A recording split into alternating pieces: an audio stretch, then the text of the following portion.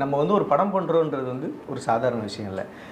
அதுவே வந்து ஃபஸ்ட்டு படம் வந்துட்டு பயங்கரமாக ஒன்று பண்ணிட்டோம், நிறைய ஒரு நல்ல ரெகக்னேஷன் கிடச்சிருக்கு. பட் அது செகண்ட் மூவியில் அடுத்த கட்ட ஆர்டிஸ்ட்டோட போய் ஒர்க் பண்ணுறதுன்றது அதை விட இன்னும் சாதாரண விஷயம் இல்லை.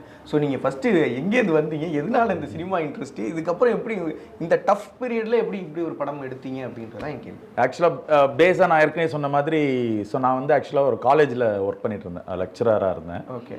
ஸோ எனக்கு வந்து ரைட்டிங்கில் இன்ட்ரெஸ்ட் ஆக்சுவலாக. ஸோ பேஸாக வந்து ரைட்டர் தான். ஸோ ஒரு கட்டத்தில் வந்து எனக்கு ஸோ ரைட்டிங் அண்ட் சினிமா அது ஒரு பேஷனாக இருந்தது.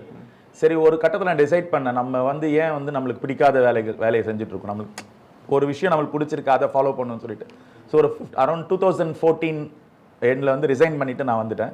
ஸோ அப்போல்லாம் ஆரம்பித்த ட்ராவல் தான், ஒரு 12 இயர்ஸ் ட்ராவலில் பெரிய ட்ராவல் தான் அது ஆக்சுவலாக.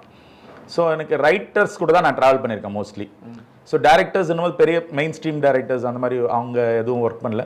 பட் நம்ம வந்து என்னோட ஃப்ரெண்ட்ஸ் சர்க்கிள் இருக்காங்க இல்லையா, நம்ம கான்டெம்பரரியாக நம்ம ஆரம்பிக்கும் பொழுது இப்போ என்னோட ஷார்ட் ஃபிலிமில் ஒர்க் பண்ணவங்க, அவங்க தனியாக படம் பண்ணும்போது நான் அவங்க கூட இருந்திருக்கேன், ஃபீல்டு ஒர்க் பண்ணியிருக்கோம், கோ டைரக்டர் ஒர்க் பண்ணி அவங்க பண்ணும்போது நம்ம கூட ஒர்க் பண்ணியிருக்கோம். ஸோ இதுதான் ஒரு மியூச்சுவலாக ஒரு கிவ் அண்ட் டேக் மாதிரி தான். ஸோ உள்ளே வந்த பிறகு எனக்கு ஓகே கரெக்டாக இருக்குது, ஒரு சில விஷயங்கள் நம்மளால் பண்ண முடியும் அப்படின்ற கான்ஃபிடன்ஸ் வந்த பிறகு நம்ம ஸ்டார்ட் பண்ணலாம்.